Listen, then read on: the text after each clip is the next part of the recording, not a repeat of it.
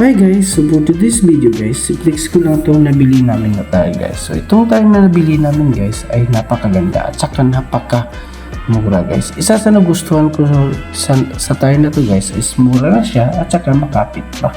At sigurado guys, natatagal to guys kasi makapal siya guys at saka tingin pa lang guys, matibay na siya.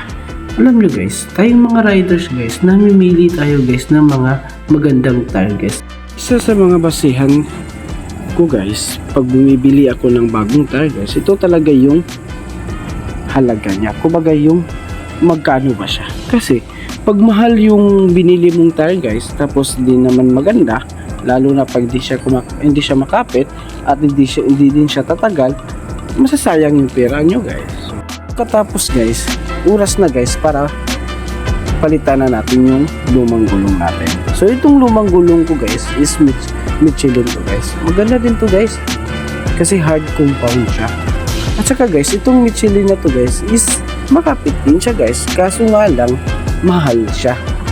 So mahal talaga itong Michelin guys kasi tatagal siya guys. So guys, itong Michelin na to guys, ginamit ko siya guys sa isang taon guys. Minsan nga lang ako nabutasan guys. Kumbaga minsan lang ako na nakaranas ng flat guys.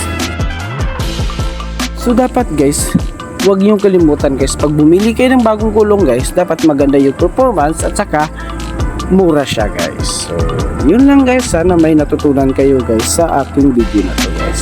So thank you for watching at don't forget to like, comment and subscribe. Bye bye.